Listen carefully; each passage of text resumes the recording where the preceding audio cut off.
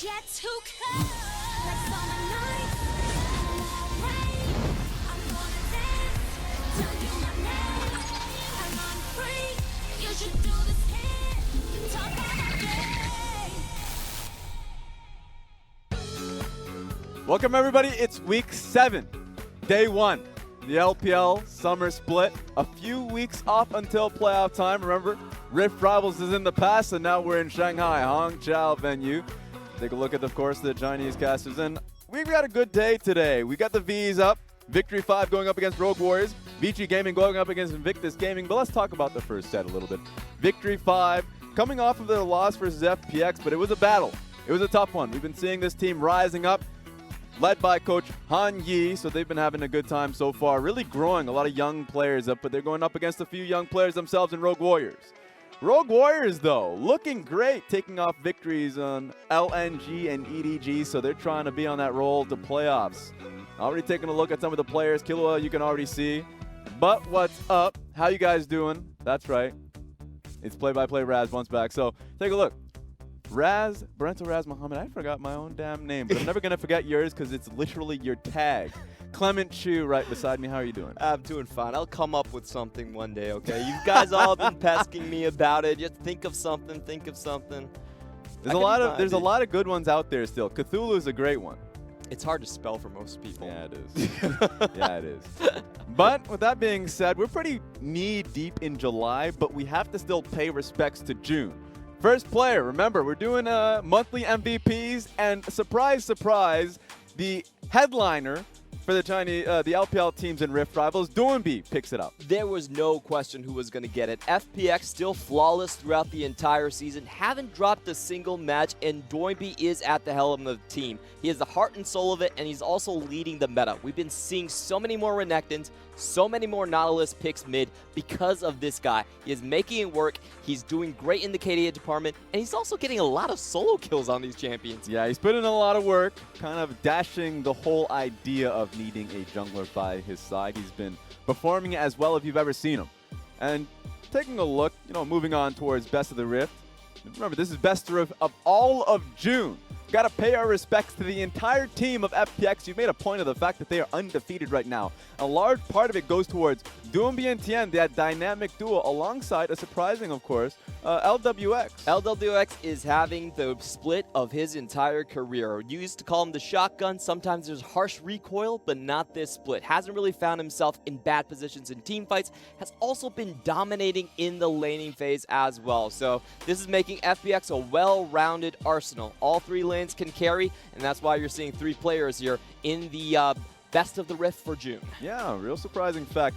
All these players individually coming up, not really being a strong, when you think of team fighting teams, you think of RNG, EDG in a lot of cases. FPX are really scrappy, but in the early laning phase, you're seeing Tien, ZWuJi, and LWX putting in a lot of shy. But of course, spotlights towards Top Esports 369 and Ming being able to also net themselves for the entirety of June, the Best of the Rift. But of course, we already talked about the fact that FPX are undefeated. What really gets you going for the summer standings right now? Well, I'm looking at the gang of 5, middle of the pack from 3 to 7, all stuck on 5 wins. That's just telling you how close this split has been. And just a reminder for everyone, the magical number in spring was 10. Yes. So these teams are halfway there. FPX could secure their playoff runs by week 8. Yeah, and so if you look at the top 8 teams, a lot of those are looking incredibly strong right now, well-developed teams, and it's a surprising fact that JDG, not only are they below 500, the conversation starts up with playoffs nearing that they may not even make it. I'm on the side of they're probably not going to make it. Jungle Wolves are still going to be there for JD Gaming. The question really is for me, who will take their spot? Victory 5 and Rogue Warriors today are the gatekeepers. They have a great chance of making it. So let's take a look at today's matches. You're right, Victory 5 versus Rogue Warriors. It really does feel like whoever wins this one has momentum on their side, the road to playoffs. And of course, later today, it's going to be Invictus Gaming and ZWuJi Gaming from IG. Of course, a lot of lessons being learned at Rift Rivals with the team not really having that much synergy since the fact that we haven't seen the full 5 team playing a full week together. So this is going to be a good test run for them. Yeah, it definitely has been. Not a convincing win versus OMG, but hopefully they can rebound against ZWuJi Gaming. And one thing you guys need to know is we love ourselves our match of the weeks. This one's going to be a good one. EDG versus RNG. You saw in the standings, both of them are looking real good right now. RNG has had their surge coming into the point. And take a look at the matchup of just ZWuJi versus iBoy. Which one's your favorite one? Because you can make a pick of the litter amongst all those 5 players. Wow. Between these 2 teams, it's always come down to who dominated the bottom side of the map. Really, if you think about Clear Love back in the 2018 finals, he said, as long as we gank ZWuJi enough, we can keep RNG down. So I think this is a fitting matchup to showcase. It's going to be ZWuJi versus iBoy in the bottom lane. Yeah, I mean, if we're just talking about players coming out, you always talk about Scout versus Xiaohu. The mid laners, you always, takes the majority of the attention. And it's no different with today's game as well. Let's just talk about the fact that Victory 5 doesn't really have a mid laner. They have legitimately just solo laners.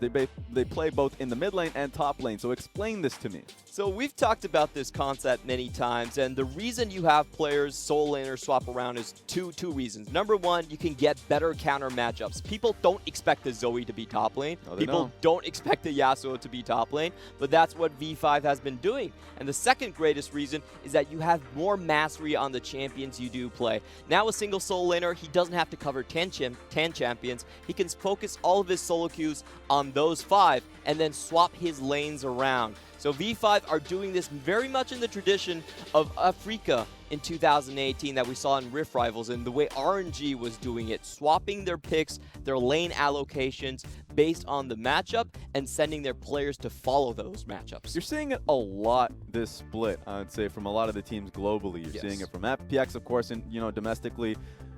You mentioned it. Oh yeah, EDG as well. You made a mention that they are fairly similar to G2 in this respect as well. So, what is your favorite part about this team coming into today's game? I think their basic structure is very similar, is that they're a 1-3-1 team with double bruisers in their solo lanes and a lot of creativity coming from their bot side in Y4. He's already run the Pyke, the Orianna, more utility focus, and they're a high-paced team. 32.2 kills per game in the LPL. That's actually insane.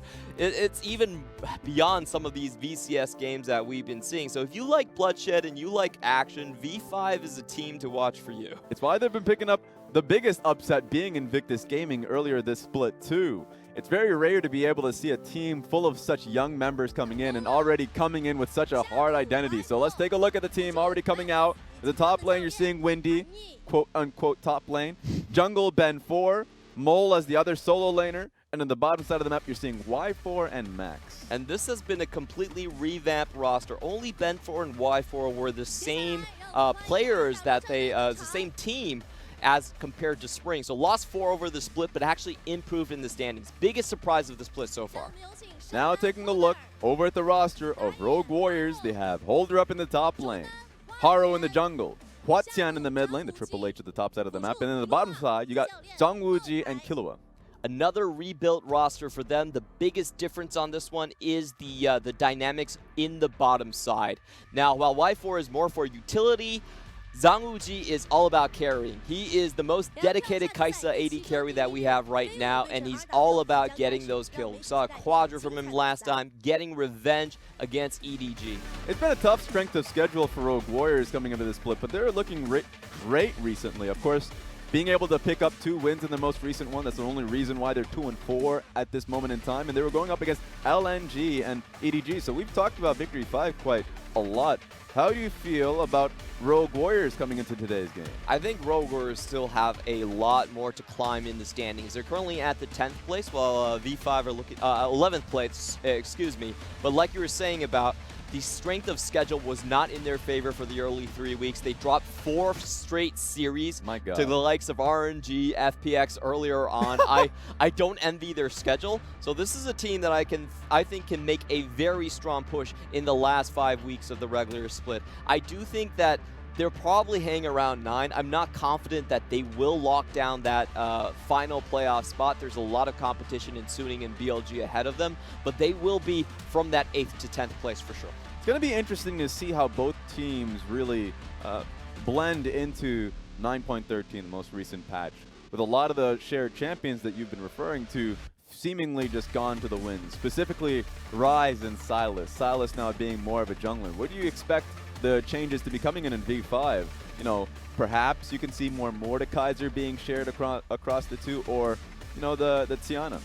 Well, this is an interesting one. I think Kiana actually fits the bill very, very well for V5 in terms of the amount of lanes they can play it, and how well Mole was known as an AD assassin back when he first played on BLG and replaced Athena on that roster. So I would be looking for Kiana on the V5 roster, but something they share in common is that they've both taken wins in their last series with the Yasuo versus and Gragas combination. That has been the bread and butter. Like we're talking about, Windy chose his name purposefully. Yep. He is a Yasuo man. He plays it in the top lane. Almost nobody plays it in the top lane in competitive, but he's willing to go that far with it. And currently in the jungle pool, you have ZWuJi that works well with it. You have Gragas that works well. And Sylas, you have to remember, also does provide you with that knockup. Yeah, clear direction and just heavy skirmishing is going to be the name of the game between both of these teams. And for Victory 5, you know, we've been talking about how well Mole plays. You talked about BLG. Back in that time, he really structured that team to be early game, heavy 2v2 dominant alongside Chieftain, bringing it on towards this team, and you're really getting to see Ben 4 start to play. He feels like he's evolved as a player from, you used to call him the highlight hunter in 2018. Now he's the type of player that is far more facilitating the solo lanes, far more, you know, he's been vocal, and at the same time, a lot more calm in how he ends up playing the early portions of the game. Going up against Haro, who is very hectic as a player, somebody who wants to fight as much as possible, is coming in from EDG. The jungle matchup is going to be interesting. Who do you have as a heads up in the jungle matchup? Who do you think is a stronger of the two? Now, I have to give it to Haro here. I think mechanically he is a more aggressive player, and one-on-one he should have the edge over Ben 4. However, what they share in common is that they're both gank-focused junglers. Yeah, that's true. These two teams have the first place and the third place in terms of first blood rate this split so far. Rogue Warriors sitting at number 1 with 76%. Haro doing his work there in the jungle, and then you have third place for V5 actually. So both teams over 70% of their first blood rates coming from their jungle. Very strong in the early game, and if you look at their shared champion pool, Gragas and Olaf are both super high priority. These are champions that can get the lane strong very early and use their flashes or use their predators to really just hunt down those kills. So the way I'm structuring this matchup, I think it's mainly going to evolve around the entire system. It's going to be fast-paced and hectic for V5, but for Rogue Warriors, I think they're a slower-paced team. I think they focus mainly around the damage dealing coming from the bottom side of their map, from ZWuJi, and they do play a lot more Kai'Sa, which is a bit slower in lane, is usually going to get pushed in. So the way I see this is, you know, it's a turtle and hare type of race where V5 can outpace Rogue Warriors. Rogue Warriors might find it very hard to resist. This is going to be interesting, not only just because of the stylistic differences, because of the evolution both of these teams have gone through with a full overhaul of Victory 5. And with Rogue Warriors, I mean, the changes that they've had is far more carry potential on the top side of the map. So suddenly, ZWuJi and Killua are not getting complete resources, and it's been really, you know, a big change for how they've been able to play out the lane. So we're about to get into Champion Select. Game 1 between Victory 5 and Rogue Warriors. This is going to be a fun one to see how they end up taking this meta. Yep, and so far, looking at the drafts, Rogue Warriors have actually only won on blue side. One of their favorite drafting strategies has been to flex between jungle and top laner. Very interesting that they do that right here. If you're looking at the bans, Olaf and Gragas, like we were talking about, already being taken away from Haro. So Ben 4 is trying to negate Haro, but also taking away some of his own strengths. That's very interesting. Remember, Max picking up that MVP on Yuumi. Had an exceptional performance last we saw him. This time around, it seems like he's favoring the Lux in the two. Usually, globally, we see Yuumi as the priority pick, Lux as the response. This might be a good indication that Victory 5 just wants to fight. Yeah, but we've seen in the LPL, a lot of these Luxes are actually winning a cat out against the Yuumis in the early laning phase. You pick something that's super strong, like the Lucian or like the Kalista, you can actually outpoke with the shield bash selected by Lux. So we've been seeing this this trend a little bit in the LPL. But for Rogue Warriors, like we were talking about, going for the late game carries, this is what defines their team. The Kai'Sa and the Ezreal are still the go-tos for ZWuJi. Early pick on the Ezreal. You know, we've been seeing a lot more Sylas as well, with ZWuJi being the natural I guess, counterable champion. You can do very well with Sylas in the matchup. But Karthus has been a go-to ban so far coming back from Rift Rivals. You saw the hover, but getting a lock-in on the Rek'Sai here. Yeah, just I think the Karthus is a little bit dangerous against the Sylas earlier on. We've seen the IG series and what happened there is a good sign of what's to come in the future. V5, however, going to punish that bottom lane as hard as possible. This lane is so damn deadly. You have the flash knockup coming in from the Rek'Sai, a beautiful combo. I would be surprised if Rogue Warriors managed to survive the lane without giving up kills. And you can already see the lock-in on the Tahm Kench as well. So Ezreal and Tahm Kench not going to be seeing Yuumi this game. Not surprising, you're right. This bottom side from Victory 5 is pretty deadly. Great 2v2 potential. The range is already there from the Caitlyn. And if you get hit up with that Lux binding, trap, hit up on the head, you're not going to have a good time within the laning phase. So it's going to be a Tahm Kench just trying to save the Ezreal all out. So a lot of protection on the bottom side of the map for Rogue Warriors. Yes, but Tahm Kench, still a horrible matchup into the Lux. He's a prime target himself. So I do expect Rogue Warriors having to look for early game answers in the top side of the map. The bottom side for me, looking at this composition, lost cause, almost impossible to get a gank down right there. They're going to leave their counter pick, most likely for Holder, and Aatrox is still on the table. That has been his best champion so far. So I do think that V5 are going to have to use their next ban to take that away. Yeah, there's a lot top side still available. Victory 5 recognized this as well with the Jace ban just to take it off of Holder's hand. Also, HuaTian's fairly flexible himself, so just being able to take out what seems like the only real flex pick between the two. But now they're holding up the pick. LeBlanc ban away from HuaTian. They've seen a lot of his assassin plays and say that we're going to give him a bit more respect.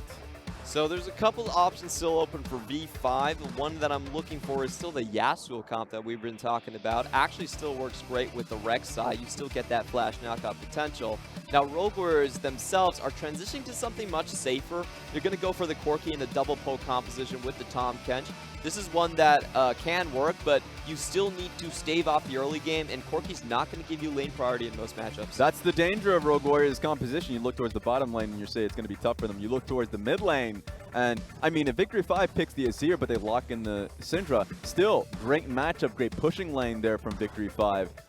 What do you expect here? What would Rogue Warriors need to do in the top lane? You're already seeing the Aatrox hover, but I mean, Renekton is still available.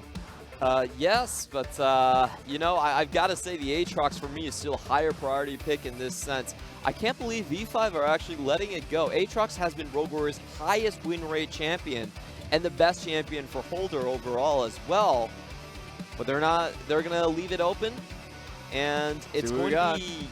Ooh, we still got 20 seconds. We still got 20 seconds, so you can just think about it. I think Rogue Warriors has a lot to think about, to be fair, because already just based off the pick and ban, we're favoring, you know, Victory 5's composition, at least for the early game, a little bit more. V5 all the way with this comp. I think Camille makes a little bit more sense. At least it gives you a gank outlet where you can throw attention on the map towards the top side and forget about your mid and bottom.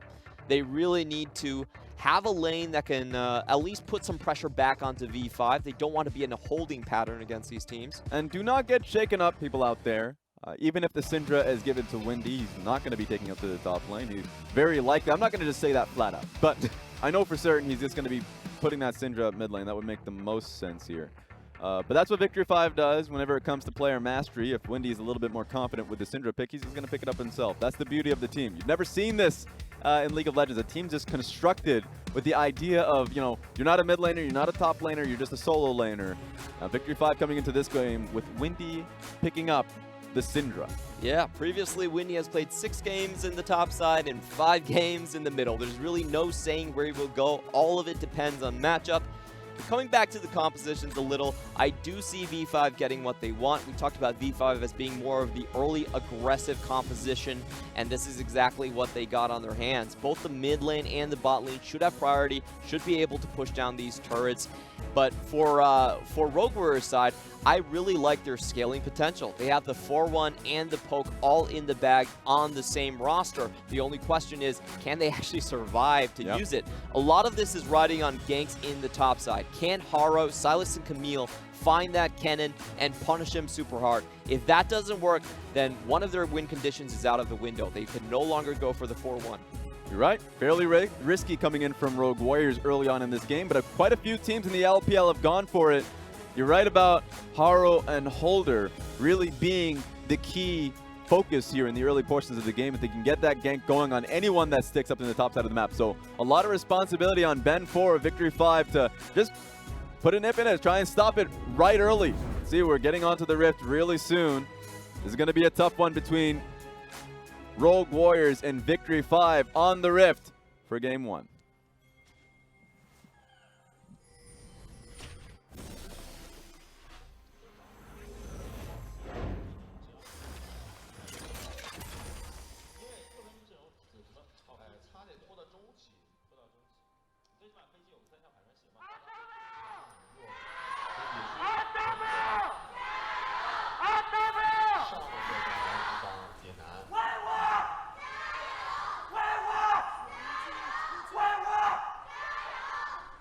I'm telling you, the Rogue Warriors manager, or whoever who's leading the chant, has a device. He's not doing it with his own voice alone.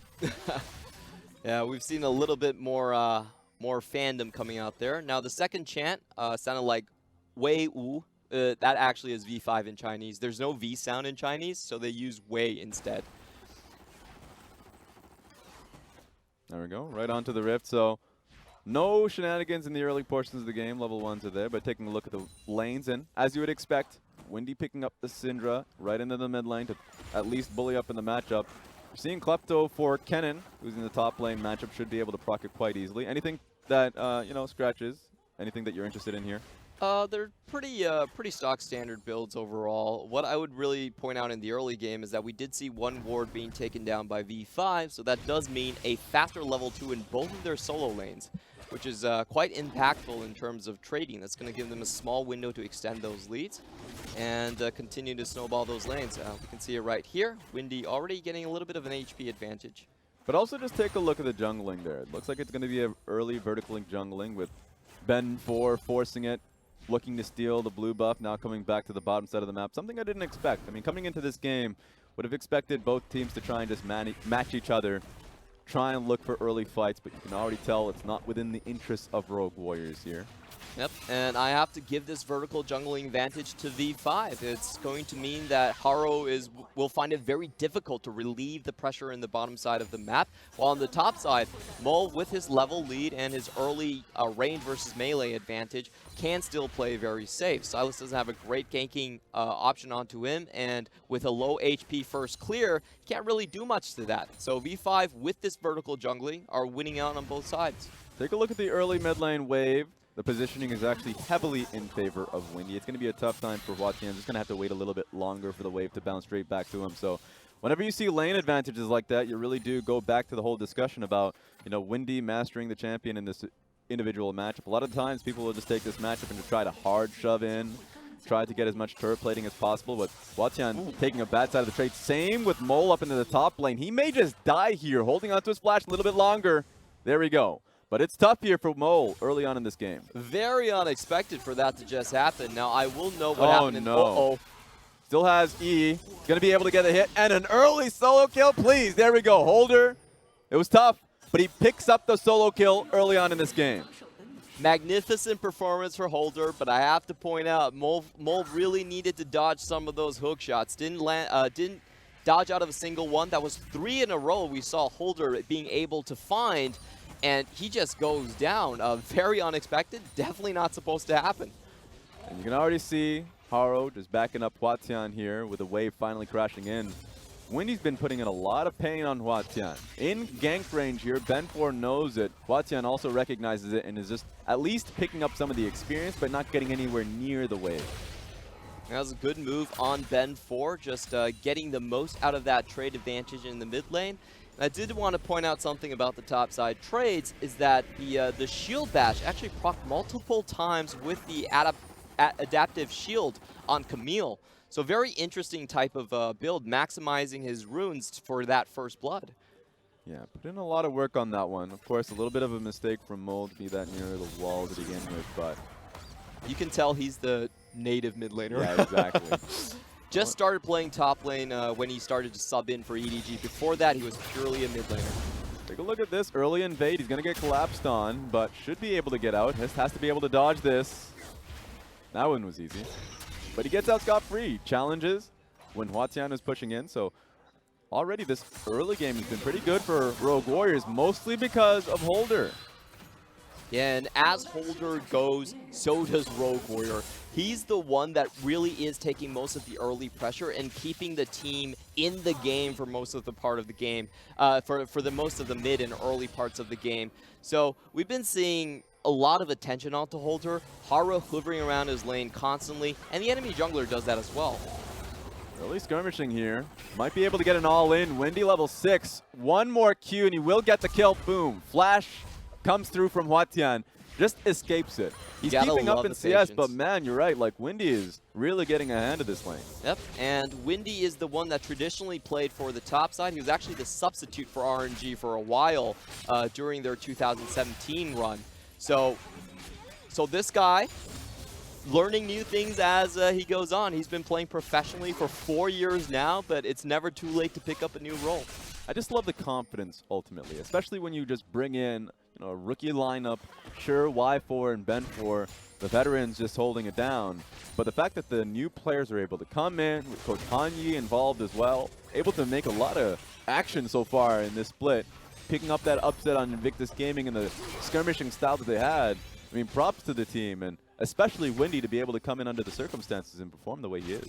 Yeah, Rogue Warriors revitalizing themselves is something that I think a lot of people are interested in how it develops, and a big part of it was because of the transfer fee that RNG gave them for both for Stake, the coach. That's true. That's we recently read in the esports news that the transfer fee alone was 10 million RMB. Gave them a lot of ammunition to then go out and find good players to fill out the roster.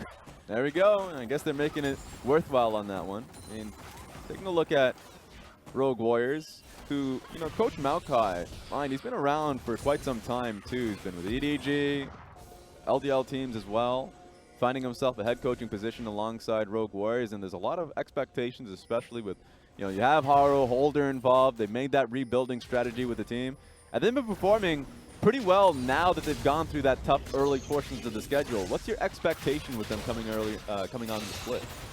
They're currently hovering around 11th place, and I thought that they were going to be very close to the 9th and 10th place. So yes. I would say straight about on expectations for me.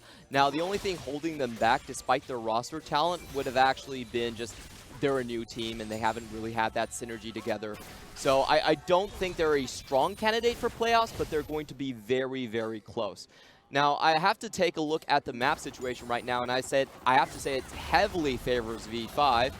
Skank doesn't go in. Ben4 does have the flash, doesn't use it there. Not much should come about this, but Ben4 is willingly picking up this fight. May regret it very soon, but there we go. He dies. Holder is fairly close to death himself, but Windy won't be able to take much of an opportunity. In fact, he is close to death himself. He dies! Double kill going over to Corki. Oh no, how much damage is Lux going to be able to do here? At least avenges his brother, but that's going to be heavily in favor of Rogue Warriors just because Rek'Sai ended up picking up that fight. V5 didn't even expect that. They thought they were going to be fine, but great damage calculations on Holder. There was no level 6 on Ben4 just yet, so he couldn't use the Void Rush to avoid the damage and then lock down the kill. That was very unexpected, and Holder is showing his carry potential on these bruisers. I mean, taking a good grasp of the game, because you said that Victory 5 were looking good just based off the laning phase themselves. They had the gold lead. I mean, heavily. Top lane was in favor of the Kennen, just based off that 20 CS margin. But then this fight happened. You know, run it down for me. So this fight, V5 thought that they would have an easy way in. You have to remember there's a flash advantage over HuaTian, but once Holder comes in, they back out. Ben4 goes a little bit too far forward, thinking that it's okay to stay in the fight, but Holder has the damage calculations far better than Ben4 the jungler. That was really well done on his part, and you could see that this is just a situation where the damage calculations were spot on for Holder, a little bit off for Ben4. Yeah, Holder already doing a great job so far for the team, able to evade that gank as well, so a little bit of time wasted from Ben4. Just think about it, that early gank sure didn't really pan out for Victory 5 initially, but the fact that Holder just roamed straight towards the mid lane and were able to, you know, initially just back up HuaTian, but eventually turn that into an advantage themselves. Pretty spot-on play from him. And I have to say I'm super impressed because there was no jungle pressure involved in these plays. All 3 kills coming from Camille, basically making it work by herself. We were talking about Haro plus Holder being the most important part. But this game around, Holder himself just being able to hold the fort down. Yeah, and just to clarify for everybody out there, even though Rogue Warriors are doing quite well with a lot of these skirmishes, the small ones, they're still in a gold deficit, just based off of every single lane. The Syndra lane's going incredibly well for her. Top lane's been the same case. And then the bottom side of the map, the silent one between Max and Y4, have themselves at least a pretty decent lead. The wave is going to be picked up by the Caitlyn, so it's going to be at about 8 CS lead that they have just based off the CS there. Here we go, though. At least they have another 320 gold in the bank just due to the turret plating lead. This is to be expected of the bottom side of the map. Now, V5 find themselves in a difficult position. Abyssal Voyage is up. I don't think Ben4 can continue here. Yeah, they're going to have to forego this one. In fact, Rift Herald, you can already see the support roaming up.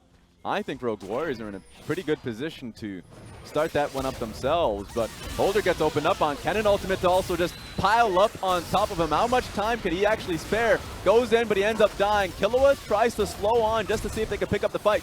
Ben4 really low, but I think they're going to be able to get out. You're right, just one more, able to duck and dodge right behind Mole. Fight turns once again as Windy finds him in the flank, but who's getting flanked here really? This is turning out to be a pretty messy fight. Windy ends up dying. Mole also dies on the back end of that one. Real confusion on the side of Victory 5. Everyone piling in, but the key factor right there was Max was just 2 seconds off the mark. Doesn't actually land any abilities, and we see the double kill going over to HuaTian. Now, talking about the 4-1 composition, they no longer need the Camille to go and be the one on the side lane split pushing. Actually, the Corki will serve the same purpose, and he's already got the Triforce done. All of those kills going on top of HuaTian, as you've mentioned. Really starting to give Rogue Warriors that lead. I mean, they've been getting a lot of kills regardless, but finally being able to get themselves out of what was a poor laning phase situation. You can see HuaTian picking up that turret plating gold. That is a fat Corki. That's a very fat Corki, and I think it's a little unfortunate for V5. That was a fight that actually they didn't need to go all in for. Y4 was left alone with the tower during that duration, so you know, just letting things get to their head and wanting to play that early aggressive style that they're so well known for, but does end up costing them quite a bit. I actually think Rogue Warriors has reversed the situation, and now they're going to be the ones to be proactively swapping towards the top side. Ooh, let's see if they can pick up. They should be able to pick up this tower quite easily, but it's going to be a trade. Victory 5 ends up picking up that bot lane tower, but losing the Rift Herald. Now for Haro, that should be a pretty big gold dump here for Rogue Warriors. I will say that this is really well done by Rogue Warriors. No. They will lose the bottom side, but you know what? They don't lose any tempo whatsoever. In fact, they're in the tempo lead. They already have the transition complete where HuaTian is in the side lane. No one can contest a 4-1-0 Corki, and they also equalize the tower. So I think Rogue Warriors are in a great spot. Yeah, you know what? Shame on Haro there. Getting close to the turret. Give that full turret plating gold to the Corki. He's already big. Just let him have it all. And Ben4 find anything. Oh, no. All right, so to at least be able to push that one off in Victory 5. They seem a little bit desperate here. We're able to pick up that bot lane tower, but rotating it to the mid lane. Easy wave clear from Rogue Warriors, putting themselves back in a good position. If they have a good siege composition, but they don't have side lane control against either the Camille or the Corki at this point. So they're going to have to use their moments really well to set up these sieges. They need to use the time where Camille is still on her side of the river, or Corki is still on his side of the river, where they can really push up and get that chip damage down. Once Camille and Corki can get the minion waves and escort that over to V5's side, then V5 suddenly have to split up and deal with all the mounting pressure. Yeah, this is going to be a hard one for V5. I mean, it really does depend on if Rogue Warriors can get the split push going, or at least just any side lane pressure. A lot of times you see these games and you say, this is what they should do, Clement. No. Please, por favor, HuaTian, put yourself on the bottom side of the map. But it doesn't end up turning out that way. A lot of teams just feel like, oh, I have a great advantage. Why don't I join the fight? But take a look at the turret plating gold. 240 going on top of Corki when he already had the kill goal to his name. Getting spread out quite frequently. But you know what? Y4 picked up a huge chunk himself. 640 gold going into his pocket. Net him that Infinity Edge. Take a look at HuaTian. He wants this fight. Okay, please. What are you doing there? He gets blown up by Mo. You're getting a little bit too greedy there. And that was a massive gold advantage. Oh, what do you think you're doing, buddy? Wow. I have Gunblade. How about you get the hell away from me? Double kill going over to the Kennen. Oh my god, Mo!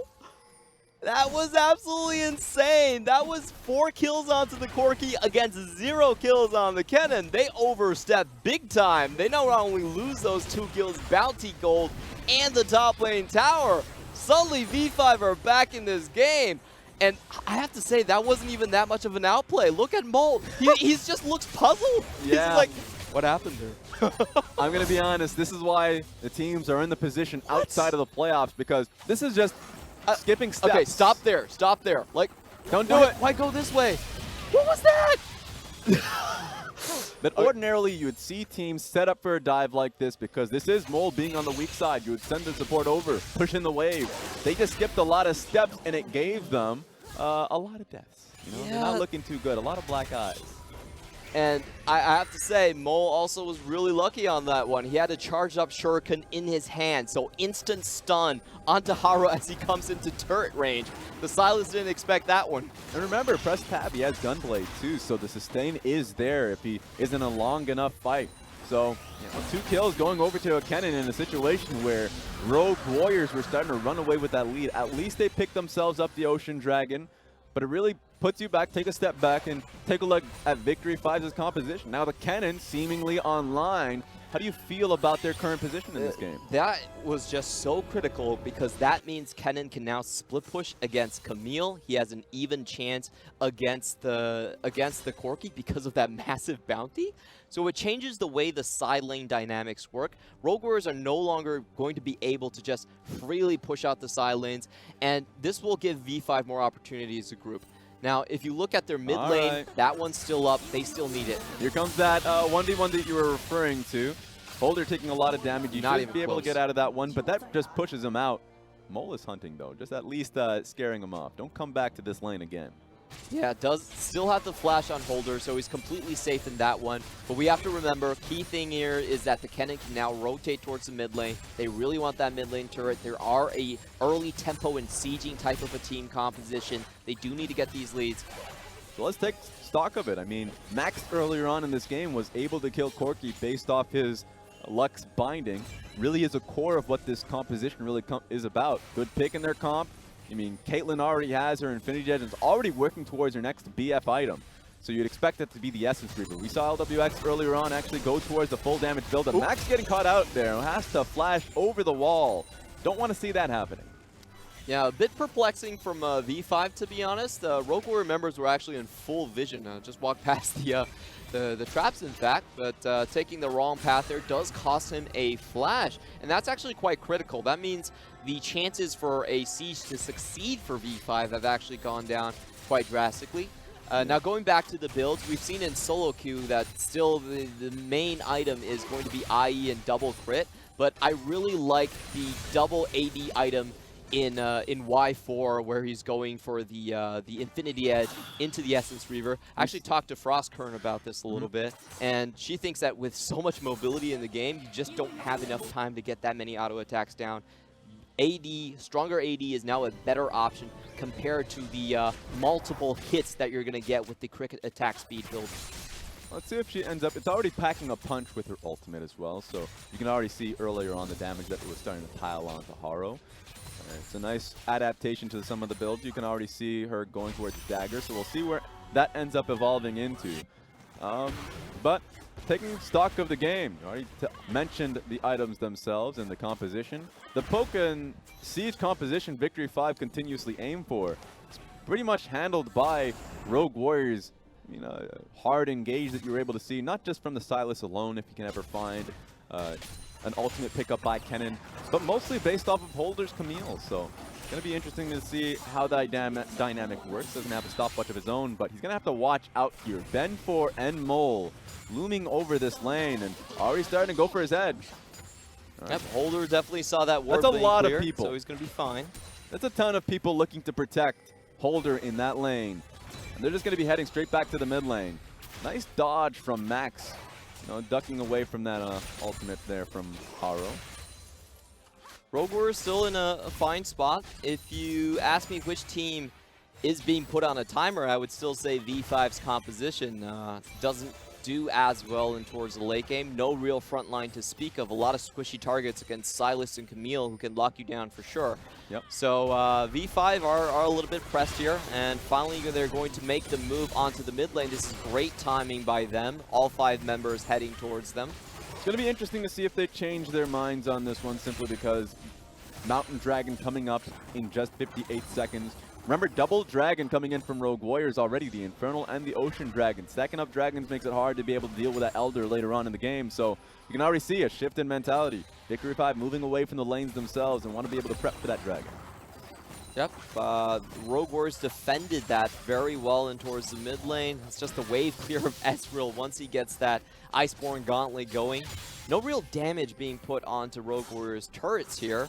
And I think in the next team fight, what we have to pay close attention to is those crucial skill shots from Max and also the flash coming in from Ben 4. They have a lot of poke damage, a lot of one-shot potential on V5's composition, but they do need to utilize that with landed skill shots. Yeah, you're right about the difficulty that Victory 5 has in being able to take this mid lane turret down. You know, a lot of the times it just comes down to experience. Whenever you have both side lane turrets down, should be able to get some heavy vision control on either side of the map, to be fair, but we're not really seeing that from Victory 5. It seems like, you know, vision control isn't a strength of theirs. With how well Max is playing, they are a team that is heavily focusing on just the outplay potential, the team fight potential, rather than just the raw strategy of the game. You gotta love that corridor being set up by Y4 here. All 4 traps in the same location. Rogue Warriors actually can do a good flanking maneuver here. Holder is sneaking in unspotted. There is a Ghost Ward. She will be able to catch him. Wow, assassination on ZWuJi. There's no way Rogue Warriors are going to take this fight now. Didn't get to be able to see it. It was in the northern quadrant of the map. So down goes Ezreal. I think he was trying to move over after clearing through mid and just gets slammed by Mole. I don't blame our observers there. That was a very quick kill. You can see the double penetration already done for the Kennen, and that was absolutely massive. Giving the Mountain Drake over to this composition gives the Siege so much more power, opens up the mid lane as well. Oh, here we go. Once again, Kennen about to ensure his wrath. Nice stun on top of Holder. Holder's going to be able to get out of there. There were 2 incredibly strong members on the map. Not only is it the Corki earlier on, but there we go. Mole eviscerates the Ezreal. And it was such a good prediction. Mole actually did not have vision as he crossed over the bend, but he predicted where he would be, and that's why he was able to land the E and stun in such a quick succession. That was really, really smart. You have to remember, once ZWuJi took down those minions, he was out of vision. Yeah, I mean, Mole has just been a great playmaker for the team. Since coming in from BLG, he's been putting in a lot of great work. Multiple champions. I know there's a lot of respect over to his LeBlanc. A lot of the Assassins of Rise has been a great one for him too. Maybe able to flick it up later on, but Holder just cannot touch this lane. Whenever he gets to the medium point of the lane, there's just 2 people meeting him. So it's tough to ever get this Camille really picking up from the ground. So here we go. I mean, this is a game feels like it's up in the air with both Corki and the Kennen on top of the world. Yeah, V5 don't really have enough of a lead to write home about. That Drake was incredibly important, and they still have a lot of pick potential. So what I think they will transition into is just setting up vision around the Baron and hoping that they can find someone with Max. On the meantime, Rogue Warriors are going to play with their cards very, very safely. They have the Tahm, Kench, and the Ezreal to check brushes as well. So I don't think Rogue Warriors are going to be caught here. But if V5, well, V5 are still going to set up for the same play. That's what I wanted to say. This is my favorite part of the game, Clement. Whenever it comes down to the Baron dance, but you know for certain the team that's setting up for the Baron dance is very bad when it comes to vision control. There is a ward in the pit, but they're still essentially hunting for a pick, and Rogue Warriors are not biting. It's going to be incredibly difficult to find to look for this Baron. I think V5 are still doing it because they want to draw Holder away from keeping to farm these side lanes and continue to scale up where he will be able to take down the Kennen. So I understand why they're doing this, but currently Rogue Warriors, they just have too many poke tools to avoid being caught in this Baron trap. I'd be very surprised if Rogue Warriors find themselves actually caught up by a light binding and it results in a death. Speaking of poke tools, it seems like Rogue Warriors' composition is incredibly AP heavy. Not only are we looking towards the Corki, the Sylas, but you're also seeing that Gunblade coming in from the Ezreal as well. So AP heavy composition coming in from Rogue Warriors, incredibly poke heavy. Wonder how the itemizing is going to be coming in from Rek'Sai as well, because for the rest of the team, they can't do too much about it. Nope. You're Kennen, Syndra, I mean, like across the board, you're all dealing damage, and it's going to be awkward to find any, maybe a Banshee's Veil actually from Windy. That can do it for you. But other than that, they're going to be at the whims of the poke coming in from Rogue Warriors. This is going to be far more of a knife fight before the Zhonya's come out. Both teams are very heavily sectioned towards just outright damage, blow your composition up type of team compositions, type of comps.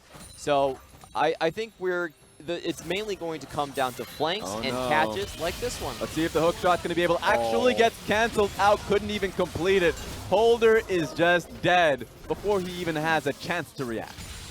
And that was 4 tries in a row, but Mo finally found his kill. He's going to be able to keep this Camille down even longer. And they have to be very careful. There is a ward in the red pit where Holder could potentially find an engage here.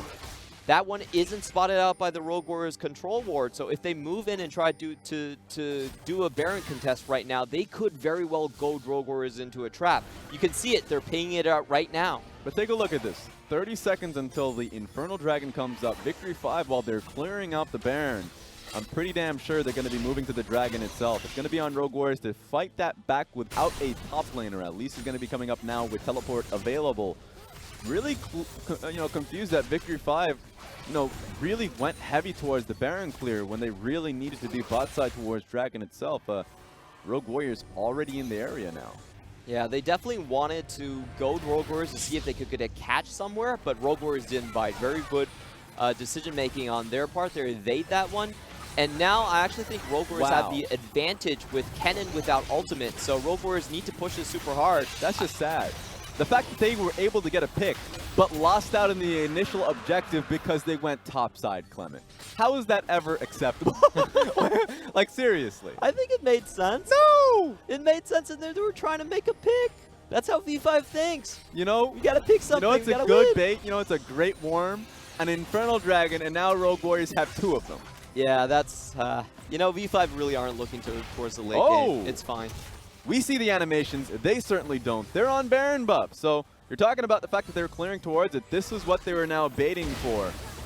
Getting pretty low now. I wonder how Rogue Warriors are going to be able to deal with this. They're in a great range to be able to take this fight with how low Ben 4 actually is. So Victory 5, they got to make a decision now if they were going to be able to take this or not. And I love what Haro's doing here. He's actually keeping the Baron alive, keeping that MR stack on, so when HuaTian comes in, he can blow up the entire team. V5 have to back up. This seems like the 50-50 Baron V5 that we've gotten used to in the spring split so far. Pure confusion coming across the Victory 5. Not only did they get that kill, which is great. I mean, Ben 4 has been relentless in the early game to put Holder down, and Kennen has been great at being able to attain his own leads, but Now it seems like being able to nail that on an advantage, which is that's a problem that we've seen from a lot of new teams, right? A lot of new teams come in. I remember 2018 Suning as well, when Knight first came in alongside Hacker and everything, and I was like, this is a great team. They're all incredibly talented. But when they have this incredible early game lead, it starts to simmer. Clement, what do you want to see from Rogue Warriors point for point? Because they're, I mean, from Victory 5, that is point for point, because currently they're not seeing it themselves. I think V5 need to get a fight going in as soon as possible. The one-shot potential goes steadily down as you continue on into the game. And Rek'Sai is a champion that, you know, just doesn't get better with time. Yep. So what I do want to see V5 here is that with their advantage still in the side lane, with Mole and Ben 4, I think they need to do more invades and just force the skirmishes hard. If you're not going to contest this jungle, then we're going to take away your resources. They have to be the ones on the front foot. They're certainly trying as much as they can to pick onto Windy. A lot of damage onto him. They should be able to pick up this kill. Down he goes. Wait a minute, that's a bottom lane, in fact. Yeah. Ben 4 gets the kill on top of Holder, while Victory 5 get that one scot-free. Yeah, top lane was all a ruse for them. A good flash from Windy to take him out of the rocket range, and they find another kill onto Holder. This is going to give them the man advantage to fight. Wow! Okay! Mole just drops him down. Another kill to Victory 5, and guess what? They're back on Baron. Oh my god, Mole is such a prophet. That was so smart. Once again, we're seeing Mole read the path that Rogue Warriors will take. That was completely blind. He just anticipated that. Okay, well, he goes golden. He might die here, but you're right. He's prophet. Moles is for a reason. They're going to be able to still get Baron buff here. They just need to find an exit strategy. No turret behind him. Another kill to Corki. He may be able to get a pentakill. Let's see if he can pick it up for himself. A teleport just to be able to round them all up. Ben 4 is really low. I see the positioning. Ben 4 should die just here. That's, oh no, Ezreal, please, just give him the triple. Let's and see if they can Ezreal's go going to get the slow as well. Oh, he's down too. But this should be a clean sweep. There's no way Victory 5 should be able to come out of this one free. That's a triple kill going over to ZWuJi. This is a really confusing game. The Baron buff have just been cleaned up. You just can't get away from Iceborne Gauntlet Ezreal. It's too damn hard. And with that cleanup, I actually think Rogue Warriors erase all of those further plays. There's no Baron buff to stop the side lane split pushing, and Uji is fed off his mind. So you were right about one thing, which was Victory 5 definitely needed to find that fight. Like, the fight was something they were hoping for and constantly found. Being able to pick up not just the person in the mid lane, but also Holder in the bot side of the map, like, that's already a miracle play when they hadn't had the vision control set down. But then it came down to this Baron fight. In fact, we're going to be taking a look at how Holder died. Oh, of course. They just can't stop. Every single time they see him, right on top of him. I've got to say, if V5 win this game, Mole has to be the MVP. Oh. There's so many path predictions here. Look, there's no brush in that ward. He's just waiting for someone to come around. He knows it's a cannon minion wave. Someone's going to greed for that 96 gold and come around the corner, and he did find him. Now, my issue with this play here is if you see this, I actually think V5 hesitated. What they should have done was straight finish Baron and run for the hills. It's too late saving Mole. Mole is dying for your sins. Don't go back and make his death in vain. That was a wrong call on their part. Windy should have left Kennen to die. The Zanyas was enough time to buy them the Baron and a safe retreat, but instead they get completely aced. That was sweet though. That was pretty damn good. I mean, those moments really define you as a team. Whenever you have those split-second decision, if you guys can just turn on a dime like that. Now, of course, you're right. Mole ended up dying pretty quickly, but they were split. Some people were fighting, some people were trying to finish up Baron, and that ultimately costed them. Now we're back at square even, it would look like. But at the end of the day, Rogue Warriors are the one with 4 dragons to their name. And some would call it square one.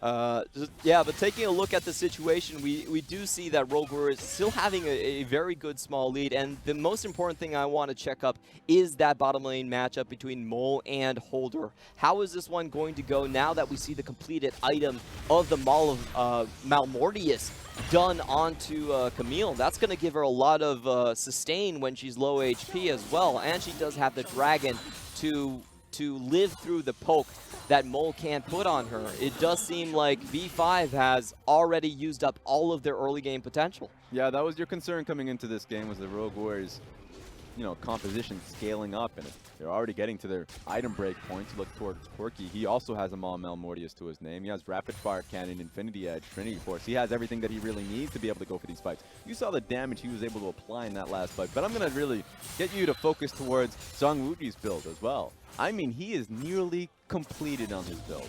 This is the perfect build when you're going up against a team like V5. Unfortunately, we will have a pause. I mean, if I say for Victory 5, fortunate for them, they need to take a step back and think about this, because this game has gotten real complicated real quickly. Yeah, there's no tanks on V5's end, so you don't need Blade of the Ruined King, just straight AP and burst potential after that. We saw how much damage a single QW could do towards the members like Windy in the mid lane. Syndra can't take the damage being dealt there. And this is a good chance for V5 to really reflect and see what opportunities they still have. What I was thinking in my mind is they still have a lot of burst potential. The flanking and instant stun coming in from Mole. That's you know, just the headshot potential coming in from Caitlyn, paired up with the synergies in the crowd controls on Syndra and Rek'Sai. This is a composition that even when you're so far behind, you still have a lot of chances to completely destroy someone in a blink of an eye. And how I think V5 should do this is they should push the wave in the bottom super hard. Once Camille is there, they do a full-on engage into the 4-man in the mid lane. I think that's their best way for victory, but they do need to set it up first. Yeah, flank wards are what you need here, especially when your golden ticket is Mole on Kennen. He has been that MVP for his team, and it'd be a shame for him to be able to take a loss in a game that he's really performed stellar on. With the sustain and damage coming in from Ezreal, they need to shut down ZWuJi as soon as the fight starts. That's how they won their only Dragon Joust so far. Mo predicting the path that the players would take and sniping him out. If you think about ZWuJi's full build, it's going to be the sustain from Gunblade, and then he's also going to finish up with most likely a Mercurial Scimitar. And by then, I think it would be a little bit too late for V5 to really get those opportunities to shut down the 4-man. Yeah, a lot of the times we also end up focusing towards, you know, some of the simple pick potential points of the team. Like, you know, in the past you'd see a Gragas, you just look towards the Gragas cask or a Lee Sin kick. This time around you'd see the Syndra and Lux. Really good pick potential that you're able to have for yourself if you are able to nail down an Ezreal or a Corki. So that's something that Victory 5 have going for themselves, but that's a lot of ifs. Really, if you look towards Rogue Warriors, they don't have to be grouped up whatsoever. To your point, you see Camille on the bot side of the map, all in, but how viable is that kind of strategy? The viability is low, but it's pretty much your only strategy. Yeah, at it's the this only point. thing they got. It's the only thing they got. You got to go for your highest percentage play, and that has to be it. Even if you give up a tower in the bot lane, it's completely fine. You need that game-winning team fight. Hopefully, you could time it up with Baron, get a roll on that one as well. So that's the sweet game plan for Victory 5. But for World Warriors, just keep safe, keep your flanks warded at all times, keep your back warded even. Make sure that Mole can't find that pick onto the likes of ZWuJi, and you should have smooth sailing from this point on. All right. Of course, apologies to everybody. You do have a pause here. It does appear to be a error on the side of Rogue Warriors. Just make sure. Let's see a hand signal there, so it seems like we should be able to get back in fairly soon. But I mean, we get to a point right now where Victory 5, it feels like they're powering up individually. Just talking about the individual players, Mole is always looking pretty strong. You look towards Windy, he's had his strong points. Who are we looking towards on Victory 5? Do you think it's more of a team effort? Do you think some individuals need to just play better? Because they're pretty close to getting into a playoff position. They're making a fight where really everybody, including myself, counted them out. I gotta say, V5 individually deserve to be in playoffs. The level of talent that they have actually surprised a lot of us with how well Windy would be, how well Mole would be. But their mid-game decision-making is something that I feel is quite lacking. When we talked about them having the most kills in a game in the entirety of the LPL, the fact is that they actually die more than they get the kills themselves. So a lot of the teamfight decision making hasn't been really that honed in, and you can see them fall behind in those mid-game skirmishes, like this game as well, around the Herald, where they had such massive leads in terms of the turret plating. They threw that away and gave HuaTian that 4-kill lead early to start the game. Yeah. So I think it's just down to the early skirmishes that they really need to hone on now, and that's always a tough task for new teams. We're back into the game, everybody. It was ZWuJi reporting just an in-game issue, but it seems like it's resolved now. Just want to be able to get everything right. Remember, they're the ones trying to push for the win here, in a really good position for themselves. Top lane wave looks great. Camille continuously pressuring on the bottom side of the map. Something needs to be done on the side of Victory 5. And Uji's playing confident. I just looked at his build, and he's not going to go for a Mercurial Scimitar and protect himself. Looks like he's actually going to continue to go for magic penetration and just kill someone. Thinking the Killua is enough to get him out of trouble. So this is an interesting one to keep check on how they play out. We were talking about the win conditions for V5, and this is pretty much very close to being where they should pull the trigger. You can see Mole right now staying out of vision for the most part and threatening with that teleport. That Elder Dragon is coming up in 2 minutes time too, so really if you're Rogue Warriors, you can do anything you want. You can play it safe, hold on. It's not as if, you know, Baron is going to be coming up at the same time for you.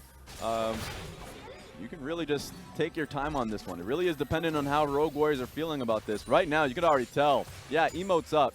ZWuJi's not taking any bit of damage on the side of Y4, so it's going to be even hard for Victory 5 to take this fight if Kennen doesn't get that perfect flank.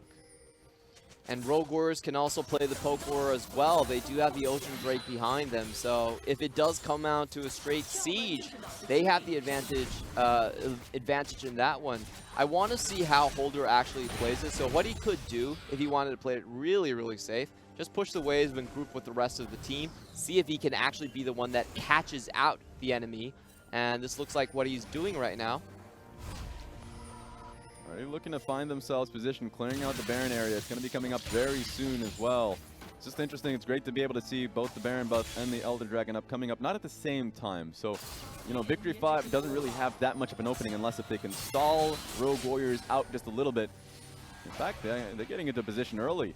This may be in vision, but what choice do they have? There's no teleport on Holder. All right, he's going to have to make the long haul. You can already see him in the minimap making the run over, but a lot of damage from the Baron already being put on towards Victory 5.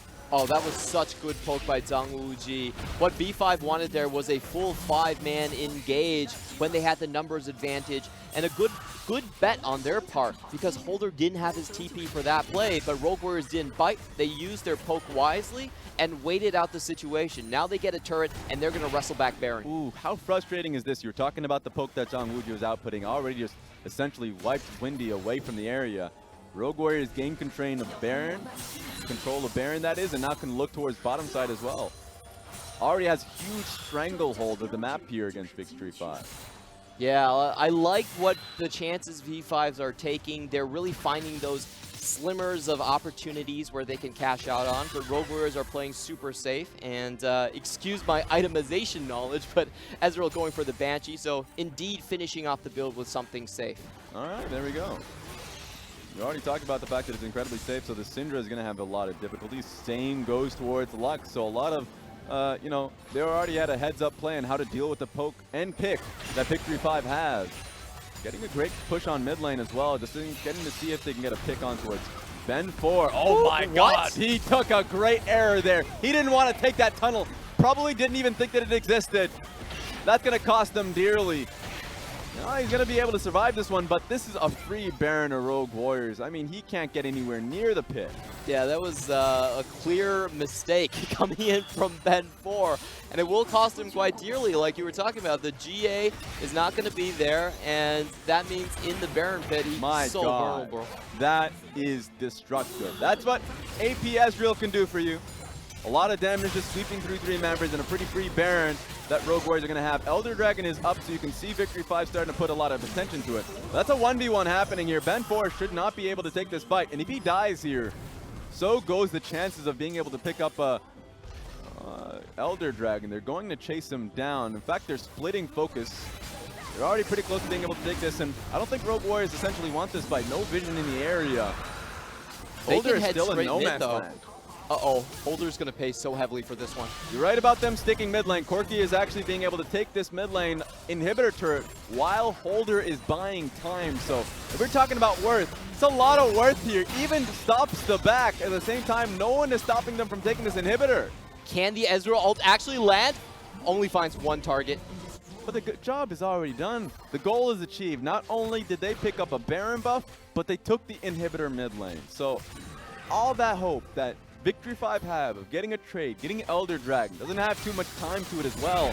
But man, what team fight can you pick up when a Baron buff Rogue Warriors also have super minions coming down your mid lane?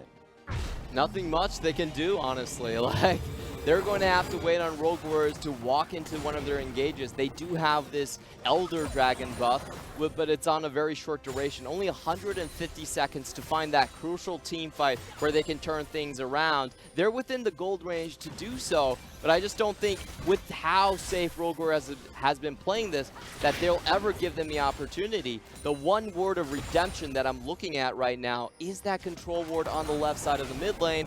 However, there's no teleports to utilize it. So it's so difficult to see how V5 are going to get their engage that they want. This team is powered up. All right, I'm just assuming here that Ezreal in the rune page just got himself that 5% extra bit of CDR, so he should be at 45% CDR at this point. You're looking towards the Corki, and he's at full build. So their carries are going to carry. These traps are at least going to stop Rogue Warriors, you would assume, from just taking up top lane turret, but they already have 3 lanes pushing in simultaneously. We're going to be talking about a miracle here for Victory 5 of being able to come back in this game. And there's not a lot of magic resistance or sustain left on that Caitlyn. I think my Banshees, bro. You're not taking it off, buddy. There's a lot of things that Rogue Warriors can do to just win this team fight. I think it's feasible for HuaTian to just even dive and try to trade away that, Y4 right now. The rest of the team's not going to have that much to say about it. All right, use a pretty big wave, but we talked about it. The traps are already laid out. They want to fully commit to a lane that has 5 traps waiting for you. Look at the mid lane turret as well. It seems like the mid lane wave is coming in at the same time, and Camille is putting in a lot of work at the bottom side of the map. See, this is going to be the long waiting game you'd expect with 37 seconds of Baron buff still on. Yeah, and Haro's just waiting for that ultimate refresh. He could try and get another Lux ult, snipe out. He needs the Banshees Veil, just going straight through, but already a lot of damage on top of ZWuJi. So to your credit, talking about how Victory 5 still has a lot of damage to their name to be able to stop Rogue Warriors in the tracks. Speaking of damage, yeah, how about we get the redemption down here? Well done on Max's part, just to keep their team in this position. But as I was saying, Rogue Warriors went out on the poke war as well. They have infinite sustain coming in with that Ocean Drake. And there's no chance they can engage here. Right. Clearing out the wave. They fully cleared it out, and that Kennen minion is now gone. It's going on a trip. But it feels like a pro view experience, because that bottom lane wave is also incredibly important. So we always have to get an eye on how Camille is doing. Not too much. Actually getting pushed out by Mole. So this is getting successfully stalled out by Victory 5. Rogue Warriors are, V5, excuse me, are coming in with the 3-part plan. First part, we get a kill onto Holder in the bot side, and then we move our pieces to the top side to get something done. But Holder's playing safe enough. He's backing out at all the right times. He knows all he needs to do is just get chip damage here. And once the Elder Dragon falls off, that's when the main course really begins. That's where the big showdown will finally happen. Rogue Warriors, after this, I think they can just 5-man siege and use their 2 Corki and Ezreal poke options to win this. They no longer have to try splitting. Yeah, they can just group up. Here's a great opportunity. Cannon ultimate on top of him, but Killua saves him. Really not a lot of damage being done, and in fact may be able to turn this one back on Ben 4, so he needs to get out of there to protect his own Guardian Angel. Here's Holder, waiting on a team fight to come through, gets a full burst on top of Windy. So finally, Rogue Warriors are able to get something on the map. That was the one option it felt like Victory 5 had to get the game back into their grasp, and that was a great look from Kennen, but yeah, it got pushed away pretty easily. That Banshee Veil came up so huge. If he was stunned in the middle of that just a second while longer, a bit more damage being taken on, it would have meant that he was going to die. You have to remember the Tahm Kench is grounded when he devours right now. So good job on the team members from Rogue Warriors to avoid that. And unfortunately for Ben 4, missed the knock up there as well. That could have been a 5v4 they could set up. Take a look at the items there from ZWuJi. Sold the Iceborne Gauntlet just for that raw AP, my friends. That guy is stacking at the moment. So if we're talking about poke, don't get hit by the two-piece combo of Ezreal. All right, fully going in there. Y4 should be able to get out of that scot-free, but they're losing this inhibitor. Down goes the bot lane inhib, and so close to going down. Y4 needs to be able to look to protect himself. Mid lane's wide open as well. Here comes the teleport. This is the do or die moment. Yeah, looking for anything, anybody. I mean, he's being pulled to both sides, and he's not going to get anything either way. So you said it was going to be do or die. Feels like a lot of die here. Yeah, I have to agree with you on that one. Let's see if they can find Haro. Good opportunity, but Tahm Kench ends up saving him. He's getting held in firm. This should be the last team fight of the game, we would expect. A lot of damage going down to Holder, but here comes, of course, the redemption. Rogue Warriors getting out scot-free, and in fact, yeah, that bot lane inhibitor is also going down. Added depression to Victory 5. They can stay there and just take Baron. V5 have to come back, and that's going to give them a good opportunity. But instead, it's going to be V5. Oh no, crucial mistake from Holder, but a lot of damage being put to the Baron side as well. GA being procced, but this is the fight that you want to look at. Seems like it's going to be an all-in. Wait a minute, Holder goes down, but I want to see this damn fight. Yeah, Kennen actually gets held down. He should be able to die. This is a lost fight for Victory 5. And in fact, HuaTian comes out of this one scot-free, so looks like Rogue Warriors are going to be able to look to at least finish them off. Minions are starting to stack into the base of Victory 5. A lot of them are still alive, but there goes ZWuJi being able to get the kill onto Syndra. Never back on a control ward. He's trying to hold them firm. In fact, here comes the teleport. Yeah, HuaTian wants this game done and over with. I don't think Mole is going to be able to help at all. He's going to be tracked, but that's the damage for HuaTian. This should be the game, unless if this... No, this base is not happening either. This is a sad loss if you're Victory 5. Not like this. Thumbs up too. They're also just BMing you outright. And that's the first game to Rogue Warriors. Well done by Rogue Warriors. So much patience from this young squad. And you could see that they are familiar in playing multiple types of composition. It's not just about the late game carry potential of ZWuJi. It's also about the 4-1 with Holder. So we're seeing more tools develop and the entire system being fleshed out around those strong points on the map. This was a very good 4-1 game. There were multiple times where I felt V5 found great windows. That play where Camille was 5 seconds off the teleport and everyone went rushing for Baron. Rogue Warriors didn't fall for it. They stayed far away, they poked their way into the Baron pit, and they dissolved the situation. Again, the same thing happened earlier when once more V5 were trying to get a sneaky Baron play. Rogue Warriors just said, you know what? I'm not putting my face into any of these brushes. We have plenty of tools to check. We're not taking the bait. Yeah, it feels like Rogue Warriors were just the far more disciplined team of the two. If we're just talking about how this game had fared, look at the goal difference. And you're right, man. Victory 5 had this game in their hands for great windows in this game, but you said one thing, you know, Victory 5 wants to look for skirmishes, they want to look for fights, they want to bait Rogue Warriors into doing that. They didn't know how to do that themselves. A lot of times just essentially eyeing the Baron pit, walking towards it, not having full vision control of that. What does this team need to do? Because it wasn't an issue of them not getting an early game lead because they had that. It wasn't an issue of the pick and ban because it felt like their pick and ban draft was far better than Rogue Warriors in the early portions of the game. What does Victory 5 need to do? I felt like they could have utilized Mole a little bit more. Those 2 kills that happened in the bot side were God's gift to V5. Yeah. They were handed on a silver platter and meant that Kennen actually had control over the wave, and they still made Kennen sort of this defensive bot underneath their own tower. I felt like they needed play far more aggressive with that lead they had on the Kennen, either setting up the entire blue side and making sure the Camille just couldn't walk out past the midway point of her own lane, or transitioning on to the top side. Yeah. I think that was the crucial mistake in terms of lane allocations during the mid game that really let Rogue Warriors kind of walk away with it. We were talking about that those baits were never really going to work against a competent team. When you have Corki and Ezreal, You never face check. Exactly, and let's talk about that one God's gift when they're able to pick up the top laner, Holder. Holder dies, and they have the dragon coming up, Infernal Dragon 2. There's no reason to walk away from it, but they do exactly that. Yeah. Now that I think about it more, the Infernal Drake play would have been a lot better. It was on their strong side of the map. They had a numbers advantage. They could set up for it, but they wanted to do it for the greedy one. They wanted to get for the spicy one. They had high rollers. They had a backline ward in that red buff pit between 2 control wards. You know how good that makes the support feel? It's like, wow, I'm some Tom Clancy 007 type of warding person right here. They didn't get that ward, so they're not gonna know it's there. They went for the high roll, like you said. They went for the Baron, thinking that Rogue Warriors were gonna follow along. But Rogue Warriors did. They said, no, double Infernal, okay, we'll take it.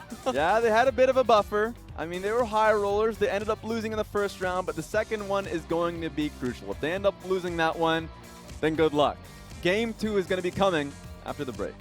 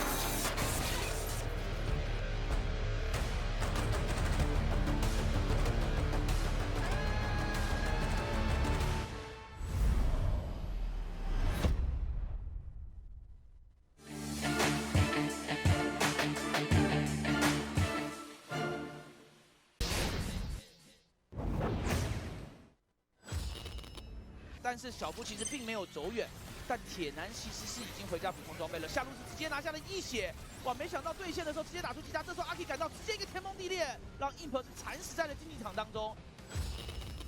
刚好照到，但是 Knight 一个人卡在这个位置 ，Knight 自己反而是有点危险。Knight 前面先给一个比翼双刃，被泰坦勾了回去，但这波是有塔姆可以保护他。另外一边大龙科的队员已经全部冲出来，这波滔博的指挥是先打团 ，Imp 的位置太为危险，最后是在乱战当中 ，Knight 3个 Q 技能连斩3人。 这波是牙膏也来反蹲了，直接一个大招波，后面有个皇子，皇子在蹲，这波3打4，皇子直接一波 AOE 配合魔点中招，让卢锡安吃下人头，同时球球也是拿下了 Flawless 的一个击杀，而且奈特这波赶到交闪现，直接强打一套 W1 技能，然后漂亮的回身，哇，这个闪电3000桶没有连到，但是还是能追上。